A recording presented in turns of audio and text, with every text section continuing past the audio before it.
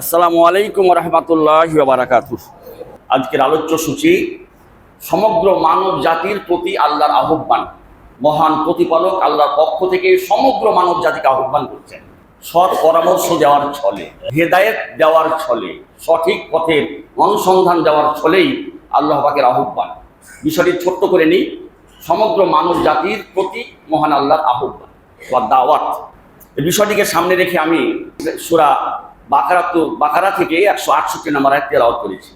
একটা হাদিসও পড়েছি সহিহ মুসলিম শরীফ থেকে। হাদিসের নাম্বারটা 2808 নম্বর হাদিস সহিহ মুসলিম। বেশ কিছু আয়াত আসবে মানব জাতিকে লক্ষ্য করে আল্লাহ কি বলতে চেয়েছেন।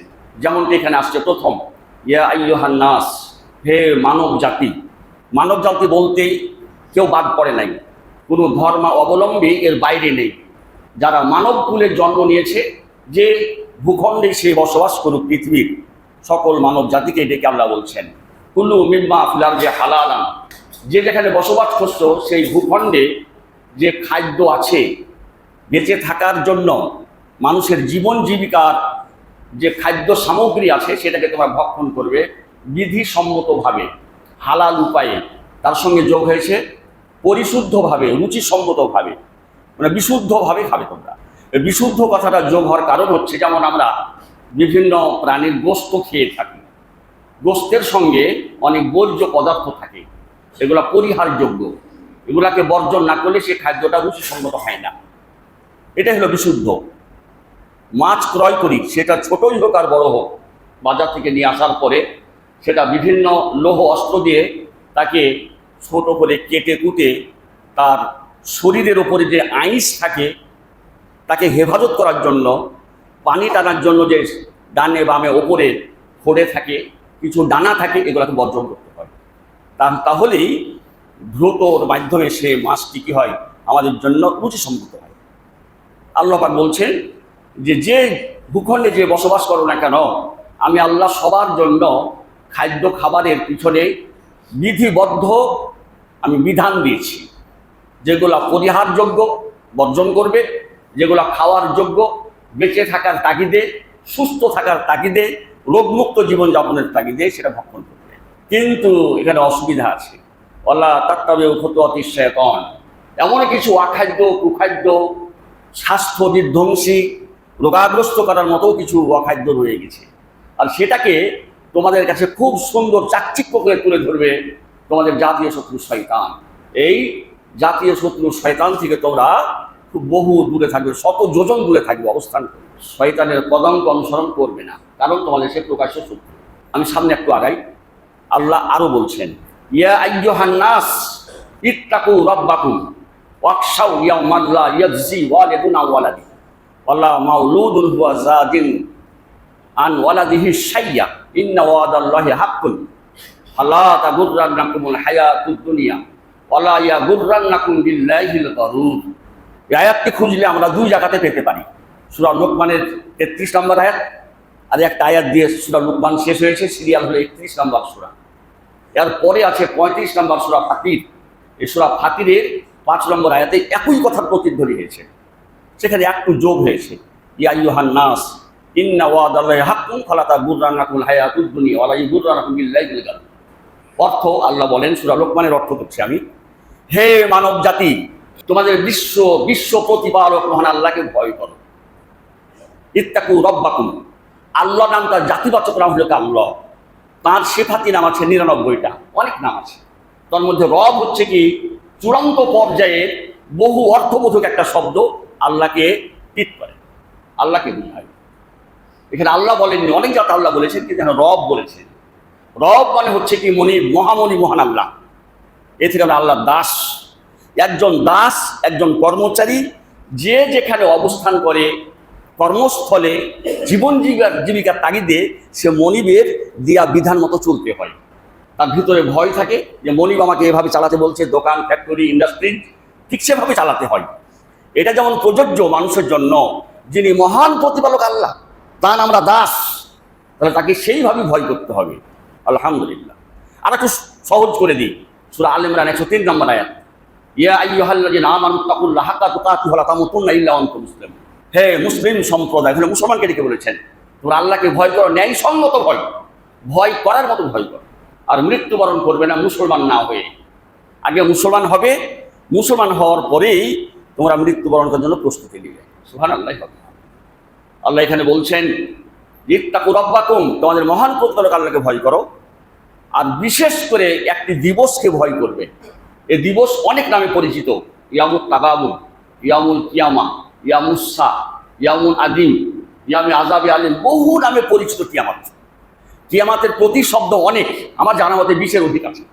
এখানে ইয়াম বলছেন মানে কিয়ামতকে আল্লাহ পাক সামনে রেখে বলছেন সেই কিয়ামতকে ভয় করো। কারণ একজন বাবা, একজন মা নিজের সন্তানকে লালিত পালিত করে মানুষ করে, ছেলে মেয়ের জন্য, তার সুখ সামগ্রীর জন্য মা বাবা দ্বিধাবোধ করে না, কুণ্ঠাবোধ করে না। মাঝে সেটাও ওই ছেলেটাকে জড়িয়ে ধরে, নিজে ভিজা কাপড়ে থাকে, এটা সবাই জানি আমরা।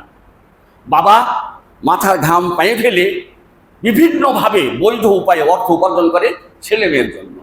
সাবধান, এই পিতামাতা এত মায়া দিয়ে সোহাগ আদর করে ছেলে মেয়েকে মানুষ করে, এই ছেলেটাকেও বাবাকে ভয় করতে হয়, মাকে ভয় করতে হয়, তাদের আদর্শ গ্রহণ করতে হয়, সে মতো চলতে হয়। আল্লাহ পাক সেটাও জানিয়ে দিচ্ছেন আমাদের সকলেই আমরা কিন্তু সন্তান সন্ততি ছিলাম। কোনো সন্তান সন্ততি পিতার উপকারে আসবে না, কোনো বাবাও ছেলে মেয়ের উপকার করতে পারবে না, সেই দিনটা কিয়ামত। সূরা আবাসার মধ্যে ঘটনাটা আছে, ওদিকে আমি আর যাবো না, লম্বা হয়ে যাবে আলোচনা, কেউ কারো উপকারে আসবে না। তবে একটু এখানে সূক্ষ্ম কথা আপনাদের সামনে উপস্থাপন করি। যদি ইমানদার হয়, বাবা যদি ইমানদার হয়, মা যদি মুসলিমা হয়, ছেলে মেয়ে যদি মুসলিম হয়, তাহলে কিন্তু অনেক উপকার, উভয়ের পক্ষ থেকে উভয়ের অনেক উপকার হবে। এই হাদিস কিন্তু বলার সময় নেই, আছে, বিধান আছে। কিন্তু যদি বিপরীতমুখী হয়, সাংঘর্ষিক হয়, স্ববিরোধী হয়, ধর্ম পালনের ব্যাপারে কেউ কারো উপকারে আসবে না, এটাই নিশ্চিত, এটাই সঠিক। ইন্না ওয়াদাল হাক্কুন, এই বিষয়গুলি আল্লাহর পক্ষ থেকে বিধান হিসাবে মানুষের কাছে ঘোষণা করা হয়েছে, এটাই সত্য। এই সত্য জিনিসটা অপলাপ করার জন্য, এই সত্য থেকে মানুষের বিচ্যুতি ঘটানোর জন্য শয়তান কিন্তু তৎপর।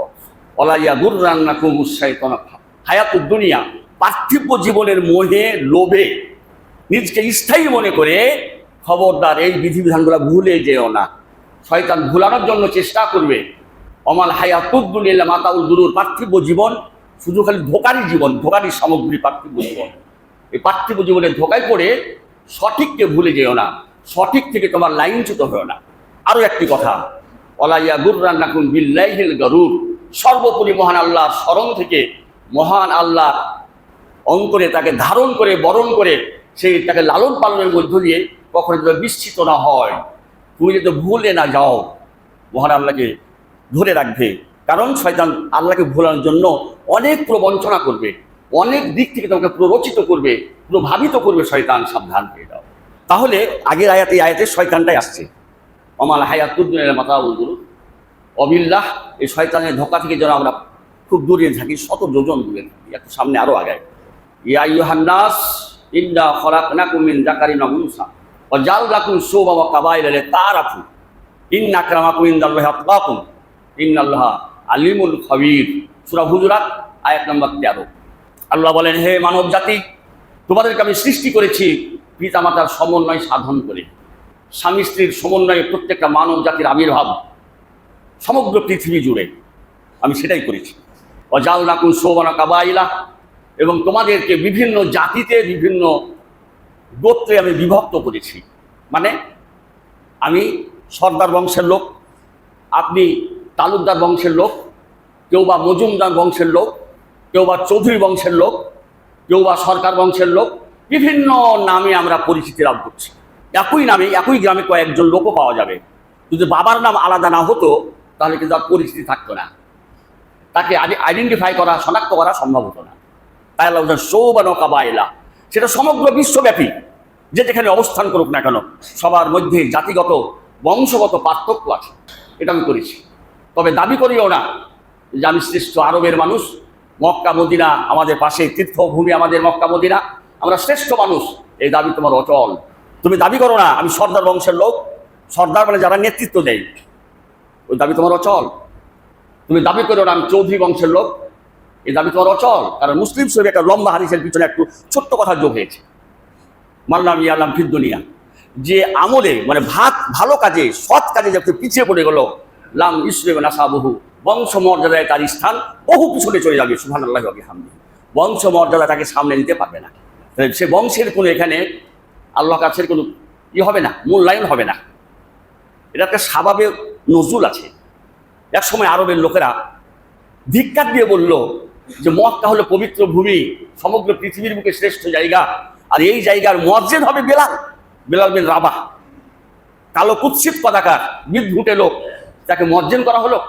একজন লোক কটাক্ষ করে কথা বলেই ফেললো, এটা সম্ভব না। আবু সুফিয়ান বললেন যে আমি যদি বলি কথাটা তাহলে কেমন হয়ে যাবে, আমার বিরুদ্ধে আয়াত এসে মোহাম্মদকে জানিয়ে দিলে আমার বিপদ হবে, আমি কথা বলতে পারছি না। আল্লাহ পাক এটার অপরোপণ করার জন্য, অপসারণ করার জন্য, বংশের মর্যাদাকে মাটির সঙ্গে মিশিয়ে দেওয়ার জন্য আয়াত দিয়ে দিলেন। এটি সেই আয়াত, ইয়া আইয়ুহান নাস ইন্না খালাকনাকুম মিন যাকারিন ওয়া উনসা ওয়া জাআলনাকুম শুউআবান ওয়া কাবাইলা। কে কালো, কে কৃষ্ণকায়, কে শ্বেতাঙ্গ, কে শ্যামল শ্যামলা, কে ছোট, কে খাটো, কার নাক চ্যাপ্টা, কার নাক বড়, এগুলো বিষয় না। শ্বেতাঙ্গ কৃষ্ণাঙ্গর কোনো মর্যাদা আল্লাহর কাছে নেই। ইন্না আকরামাকুম ইনদাল্লাহি আতকাকুম। তোমাদের মধ্যে সেই ব্যক্তি আল্লাহর কাছে শ্রেষ্ঠ মর্যাদার অধিকারী যার তাকওয়া আছে। আতকা ইসমে তাবজিল, সুপারলেটিভ শব্দ এখানে ব্যবহার হয়েছে, যে অধিক আল্লাহ সংযমী, আল্লাহ ভীতি অর্জন করে সংযমী হয়ে কথা বলে, সংযমী হয়ে জীবনযাপন করে, সংযমী হয়ে সমাজ পরিচালনা করে, এই মানুষের সমাজের মধ্যে সে শ্রেষ্ঠ। হোক না কেন খাটো, হোক না কেন মাথা ছোট, হোক না কেন শ্বেতাঙ্গ, হোক না কেন কৃষ্ণাঙ্গ, বংশমর্যাদার কোনো আল্লাহর কাছে মূল্যায়ন নেই। এখানেও কিন্তু আল্লাহ রাব্বুল আলামিন সামগ্রিকভাবে, সার্বজনীনভাবে গোটা পৃথিবীর মানুষকে ডেকে বলেছেন। আর একটু সামনে আগাই, ইয়া আইয়ুহান নাস কাদ জাআকুম মির রাব্বিকুম ওয়া আনজালনা ইলাইকুম নূরাম মুবিনা। হে মানব জাতি, তোমাদেরকে সুব্যবস্থা দেওয়ার জন্য, সৎ পথে আনার জন্য গাইড, কোরআনুল কারীমকে আমি গাইড হিসাবে দিয়েছি, গাইড বুক হিসাবে দিয়েছি, প্রকৃষ্ট অকাট্য প্রমাণ হিসাবে কোরআন মাজিদ দিয়েছে নূরাম মুবিন। আর সেটাকে সফলভাবে সমাজে বাস্তবায়ন করার দায়িত্ব দিয়েছি মুহাম্মাদুর রাসূলুল্লাহ সাল্লাল্লাহু আলাইহি ওয়াসাল্লাম। তিনি সেটা সঠিকভাবে তোমাদের মধ্যে বাস্তবায়ন করবেন। কাল জাকুম, তোমাদের কাছে এসে গেছে বুরহান, অকাট্য দলিল, ব্যক্তিত্ব সম্পন্ন, বিশ্ব নন্দিত, বিশ্ব বরেণ্য নবী মুহাম্মাদুর রাসূলুল্লাহ সাল্লাল্লাহু আলাইহি ওয়াসাল্লাম। আর তিনি যে বিধান অনুযায়ী তোমাদেরকে দিক নির্দেশনা করে দিবে সেটা হলো কি আল কোরআন, নূরাম মুবিন, ঐশী জ্যোতি। এটা লেখা আছে প্রকৌশল ও প্রযুক্তি বিশ্ববিদ্যালয়ের ওখানে লেখা আছে, আমি দেখছি এখন যে বড় একটা গেট করা হয়েছে, ঐশী জ্যোতি, নূরাম মুবিন মানে ঐশী জ্যোতি, আসমানি কিতাব, ঐশী জ্যোতি, সেটা হলো কাল কোরআন। এটার নিরিখে তোমাদের মূল্যায়ন করা হবে। সুবহানাল্লাহি ওয়া বিহামদিহি। এইটাকে সমুন্নত রাখার জন্য আপনারা প্রতিষ্ঠা করেছেন এই মাদ্রাসা ইসাতুল ইসলাম সালাফিয়া আলিবাদ আসছেন। আলহামদুলিল্লাহ, এ পর্যন্ত এই মাদ্রাসা থেকে মদিনা বিশ্ববিদ্যালয়ে 21 জন ছাত্র পড়ার সুযোগ পেয়েছি। আলহামদুলিল্লাহ রাব্বিল আলামিন। গত পরশুদিন আমার কাছে মেসেজ এসেছে, আমি সংবাদ পেয়েছি আরও 6 জন প্রক্রিয়াধীন। আলহামদুলিল্লাহ রাব্বিল আলামিন। এই ঐশী জ্যোতিকে গোটা বাংলাদেশে নয়, গোটা সমগ্র পৃথিবী ছড়িয়ে দেওয়ার জন্য আলেম তৈরি হচ্ছে। এ ধরনের মাদ্রাসা অনেক আছে। আপনাদের এই অর্জিত মাথার ঘাম পায়ে ফেলা টাকা, মেধা, যার যেমন সহযোগিতা আছে, সে সকল সহযোগিতার আমি মূল্যায়ন করছি, আল্লাহর কাছে দোয়াও করছি, আল্লাহ সেটা কবুল করুন, আল্লাহুম্মা আমিন। আলহামদুলিল্লাহ। এখানেই শেষ নয়, আল্লাহ রাব্বুল আলামিনকে বলছেন, হে রাসূল আপনি বলেন, কুল ইয়া আইয়ুহান নাস, তুমি বলে দাও হে সমগ্র পৃথিবীর মানব জাতি, ইন্নী রাসূলুল্লাহি ইলাইকুম, তোমাদের কাছে আমি আল্লাহর পক্ষ থেকে বার্তাবাহক নবী হিসাবে আবির্ভূত হয়েছি। সুবহানাল্লাহি ওয়া বিহামদিহি। আমি বিশ্ব নবী, সমগ্র পৃথিবীর জন্য আমি নবী। এখানে একটি কথা বলতে হয়, ইনার পূর্বে যারা এসেছিলেন, লেকুল্লে কাউমিন হাদ সূরা রাদ 7 নম্বর আয়াত, প্রত্যেকটা জাতির জন্য আলাদা আলাদা নবী ছিলেন, আর একই সময়ে একাধিক নবীর আবির্ভাব ঘটেছিল। বলছিলাম লেকুল্লে কাউমিন হাদ, প্রত্যেকটা জাতির জন্য নবী ছিল আলাদা আলাদা, এই জন্য একই সময়ে একাধিক নবী দেখা গেছে পৃথিবীতে। কিন্তু মহানবী হযরত মুহাম্মাদুর রাসূলুল্লাহ সাল্লাল্লাহু আলাইহি ওয়াসাল্লাম বিশ্ব নবী হিসেবে আখ্যায়িত হয়েছে। ইন্নী রাসূলুল্লাহি ইলাইকুম জামিয়া, আমি সমগ্র বিশ্বের জন্য রাসূল হয়ে আবির্ভূত হয়েছি।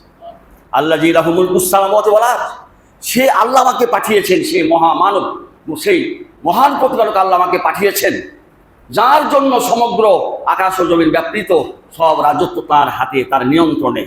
তিনি সমগ্র এই পৃথিবীটাকে নিয়ন্ত্রণ করছেন। লা ইলাহা ইল্লাল্লাহ, আল্লাহ ছাড়া কোনো উপাস্য নেই যে তার ইবাদত করা যেতে পারে।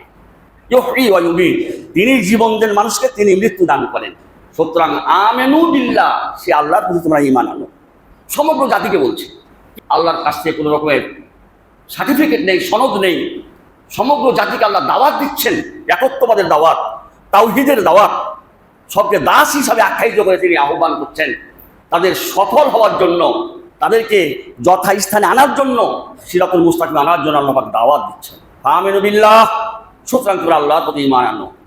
ও রাসূলিহি, তার প্রেরিত রাসূল মুহাম্মদ সাল্লাল্লাহু আলাইহি ওয়াসাল্লাম ঈমান আনো, যিনি নাবিউল অক্ষর জ্ঞানহীন নবী, যার কোনো শিক্ষক পৃথিবীতে ছিল না।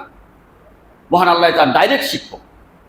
আমরা যেমন শিক্ষা গ্রহণের জন্য প্রতিষ্ঠানে পড়াশোনা করি, না হলে কোচিং করি, না হলে গৃহশিক্ষকের কাছে পড়ি, তার কাছ থেকে আমরা জ্ঞান অর্জন করে আহরণ করি। কিন্তু মহানবী একেবারে শিক্ষক শূন্য অবস্থা, তাকে আল্লাহ পাক নিজের ছাত্র হিসেবে তাকেই তিনি শিক্ষা দিয়ে এই দুনিয়াতে পাঠিয়েছিলেন যোগ্য করে।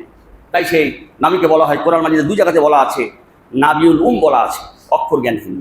তিনি বলছেন তিনি কেমন, আল্লাহ যে ইউমিনু বিল্লাহ, তিনি তো আল্লাহ ঈমান এনেছেন। তবে কালেমাতিহি, মহান আল্লাহর আসমানি কিতাবের প্রতি ঈমান এনেছেন। এখানে একটি কথা কেন মাঝাবী পন্থী লোকেরা বুঝে না, আমি বুঝতে পারি না। ওয়াত্তাবিউহু, সেই লোকটিকে তোমরা অনুসরণ করো। বহু বচন এসে সেখানে, এক বচন মুহাম্মদ সাল্লাল্লাহু আলাইহি ওয়াসাল্লাম, আর তোমরা সবাই তাকেই অনুসরণ করবে। তোমাদের জীবন পরিচালনার জন্য তাকেই তোমরা অনুসরণ করবে, তার আদর্শ তোমরা মেনে চলবে। ওয়াত্তাবিউহু লাআল্লাকুম তাহতাদুন, তবেই তোমরা সঠিক পাবে। তাই তো দেখা যায় আমার ভাইয়েরা ইমামের পিছনে সূরা ফাতিহা পড়ে না, মিলাদ মাহফিল চালায়, কত বেরোতে রাস্তা গেড়ে কত কি করছে, ইনকাম করছে। আমি একটি কথা বলবো, আপনার শিক্ষিত সমাজ, আমার থেকে যথেষ্ট জ্ঞানী লোক আমার সামনে বসা আছেন। ভক্তি যেখানে অন্ধ, প্রমাণ সেখানে অচল। হুব্বুসাই ইউমি ওয়া ইউসাম, রাওয়াহু মুসলিম। যে তাকে ভালোবাসে, ভালোবাসার কারণে ভালোর কাছে ভুলে যায়, তাকে অন্ধ হতে হয়, না হলে তাকে বধির হতে হয়, কথা বলে না, চুপচাপ। এটাই হয়েছে তাদের জীবনে আমার মনে হয়। এখনো তাদের বাদ বিচার করা, এখনো আমার মনে হয় তাদেরকে আমি উদাত্ত আহ্বান জানাচ্ছি, কোরআন হাদিস বোঝার চেষ্টা করুন, ফেকা উসুলকে ফেলে দিন। বিদ্রোহী কবি কাজী নজরুল ইসলাম বলেছেন, বিশ্ব যখন এগিয়ে চলেছে তখন আমরা বসে বিবি তালাকের ফতোয়া খুঁজেছি, ফেকা উসুল চুষে। হানাফি, শাফি, মালিকি, হাম্বলির তখনও মিটেনি গোল। এমন সময় আজরাইল এসে বলল, তোল পিতল, এখন তোমার তোমার সময় শেষ হয়ে গেছে। কেন বুঝে না তারা? এখানে আমার একেবারে সত্য দলিল আছে। এখানে ওয়াত্তাবিউহু, তাকেই অনুসরণ করবে। আর তার অনুসরণ ফেকা দেওয়া হবে না, তার অনুসরণ উসুলে হাদিস দিয়ে হবে না, কল্পিত মস্তিষ্ক প্রস্তুত গ্রন্থ দিয়ে এই রাসূলের আনুগত্য করা যাবে না। রাসূলের গাইড বুক আল কোরআন, যেটা আগে আয়াতে বললেন আল্লাহ, অথচ তারা এখনো ওইভাবে চলছে। আর মুবতাদি অনেক দল ও মত আছে, জাব্বারি আছে, কাহারি আছে, কারলামি আছে, মোতাজিলা আছে, খারজি আছে, শিয়া আছে। তবে আমাকে ভুল বুঝবেন না, মুসলমানের যখন ঝগড়া হবে তখন আমরা আপোষে মীমাংসা করার চেষ্টা করব। আর মুসলমান যদি কোনো ইহুদি নাসারা কর্তৃক আক্রান্ত হয় তখন তার বিরুদ্ধে আমরা কথা বলবো এবং তার বিরুদ্ধে আমরা তীব্র প্রতিবাদ জানাবো, মুসলমানের বিরুদ্ধে। এটা মনে রাখবেন, তিক্ততার সৃষ্টি করবেন না। আমার কথা বুঝেছেন কি? আমরা মুসলমানের যখন কথা হবে তখন আমরা আপোষে মীমাংসা করার চেষ্টা করব। আর কোনো মুসলমানকে, ধরেন ইরানের যে অবস্থা চলছে, শিয়া মুসলিম ওরা, এখন ওর বিরুদ্ধে আমরা কোনো কলমও ধরতে পারবো না, মুখের কথাও বলতে পারবো না, কারণ সে আমাদের মুসলিম ভাই। সপক্ষে অনেক কথা আছে, লা তাজিদান নাসে আল্লাহ লিল্লাযিনা আমানু আর ইয়াহুদুন নাসারা। আল্লাহ সূরা মাইদার মধ্যে বলেছেন, হে মুসলিম জাতি, তোমরা জেনে রেখো, বুঝে রেখো, তোমাদের জাতীয় শত্রু হচ্ছে কি ইহুদি, তোমাদের জাতীয় শত্রু হচ্ছে কি হিন্দু। আল্লাযিনা আশরাকু, পৌত্তলিক জাতিদের বলা, সূরা মাইদা। সে কথা সামনে আবার আসবে, একটু প্রসঙ্গত বললাম। সূরা নূরের ৭৮ নম্বরে আল্লাহ বলেছেন, ইন তুতিউহু তাহতাদু, হে মানব জাতি, যখনই তোমরা তোমাদের জীবনকে সফলের দ্বার প্রান্তে পৌঁছানোর জন্য, তোমাদের উচ্চ মাকাম পাওয়ার জন্য চেষ্টা করবে, তখন এই রাসূলের আনুগত্য একেবারে ফরজ, অপরিহার্য। ইন তুতিউহু, রাসূলের আনুগত্য করলেই তাহতাদু, সঠিক পথের সন্ধান পেয়ে যাবে। সুবহানাল্লাহ। উপসংহার, আল্লাহ বলছেন কোরআন মাজিদে সূরা নেসার ১৭০ নম্বর আয়াত, ইয়া আইয়ুহান নাস, হে মানব জাতি, কাদ জাকুমুর রাসূলু বিল হক, তোমাদের কাছে একজন বিশ্বনন্দিত নবী ও রাসূল মুহাম্মদ সাল্লাল্লাহু আলাইহি ওয়াসাল্লাম এসে গেছেন, প্রকৃষ্ট প্রমাণ সহকারী আল কোরআন সহকারী এসে গেছেন। ফামেনু, তাকেও বিশ্বাস করো, তার কিতাবের প্রতি তোমার ঈমান আনো, মানে কোরআনের প্রতি ঈমান আনো, আর সহিহ হাদিসকে আঁকড়ে ধরো। কি হবে? ইহকালীন মুক্তি, পরকালীন শান্তি পাবে তোমরা। ইহকালীন মুক্তি, পরকালীন শান্তি তোমাদের ভাগ্যে এসে যাবে ইনশাআল্লাহ। এখন একটা হাদিস পড়েছি, যে হাদিসটাতে ভাগ করা হয়েছে। মানুষ মাত্রই ভালো কাজ করে, মুসলমান তো ভালো কাজ করেই। এই ভালো কাজের জন্য তো এরা পৃথিবীতে এসেছে। মান আমিলা সলেহান ফালে নাফসি ওমান আসাফ আলাইহা, যে ভালো কাজ করবে ভালো কাজের সুফল সে ব্যক্তি ভোগ করবে, যে খারাপ কাজ করবে তার ভবিষ্যৎ তাকেই ভোগ করতে হবে। এটাই সঠিক, এটা বলেছি, আমি বলে আসছি। কাফের মুশরিক হিন্দুরা কিন্তু কিছু ভালো কাজ করে, ওদের মধ্যে ভালো কাজ আছে। আমরা মুসলিম, আমরা রাসূলের শরীয়ত থেকে, রাসূলের আদর্শ অনেক দূর চলে গেছি। আমাদের মধ্যে সততার অভাব। আমরা দুর্নীতিতে চ্যাম্পিয়ন হচ্ছি, কিন্তু বহির্বিশ্বের দিকে তাকিয়ে দেখেন, ওদের মধ্যে নীতিগতভাবে তারা সব কিছু পরিচালনা করে। অভ্যন্তরে অনেক কিছু আছে, কিন্তু নীতিগতভাবে তারা সামনে অগ্রসর হয়। নীতিগতভাবে আমরা ফাঁকি দিই। আমি একজন শিক্ষক, এই মাদ্রাসার দায়িত্বশীল, আমি ফাঁকি দিই, ক্লাস করি না। আমার সহকারী যারা আছে ফাঁকি দেয়, ক্লাস করে না। কিন্তু ওরা সেই কাজ করে না, ওরা সামনে অগ্রসর হয়, ভালো কাজ হয়ে উন্নতির কাজে তারা থাকে। আল্লাহ রাসূল বলেছেন, হাদিসটা আনাস বিন মালিক থেকে বলেন, তিনি বলেন মহানবী হযরত মুহাম্মদ সাল্লাল্লাহু আলাইহি ওয়াসাল্লাম বলেছেন, ইমানদারের ইমান থাকার কারণে তার ভালো কাজের মূল্যায়ন করেন, অস্বাভাবিক মূল্যায়ন করেন আল্লাহ রাব্বুল আলামিন। ভালো কাজের জন্য তাকে খেতে দেওয়া হয়, পড়তে দেওয়া হয়, জীবনযাপনের সুখ সামগ্রীর সুযোগ করে দেওয়া হয় পৃথিবীতে। আর বাকি অংশ ফ্রিজ করে রাখা হয়, বাকি অংশ পরকালে সেটাকে মূল্যায়ন করার জন্য, তাকে জান্নাত দেওয়ার জন্য সেটাকে রেখে দেওয়া হয়। পক্ষান্তরে কাফের মুশরিক যারা ভালো কাজ করে, ভালো কাজের বিনিময়ে তারা দুনিয়াতে খেতে পায়, পড়তে পায়, চলতে পায়, অনেক শান্তি স্বাচ্ছন্দ্য বোধ করে। কিন্তু ওখানেই তাদের শেষ, ওখানে তাদের নেকি সব শেষ করে দেওয়া হয়। ঈমান না থাকার কারণে পরকালে তাদের নেকি থাকে না, এর জন্য মিনা সাহাবিন না, তাদেরকে দোজখে যেতে হবে। সুবহানাল্লাহি ওয়া বিহামদিহি। কত সুন্দর ফায়সালা করেছেন আল্লাহ রাসূল। আসুন এখন আমরা ভালো কাজ করি, ভালো কাজের বেনিফিট দুনিয়াতে লাভ করে নিজের জীবনকে ধন্য করি, পরকালে ফ্রিজ হোক। বেশি বেশি আমরা আত্মনিয়োগ করি ভালো কাজ, নেকির কাজ, পুণ্যের কাজ। আমরা নেকির কাঙ্গাল, পুণ্যের কাঙ্গাল। আল্লাহ পাক আমাদেরকে বেশি বেশি করে নেকির কাজ করার তৌফিক দান করুন। আল্লাহুম্মা আমিন।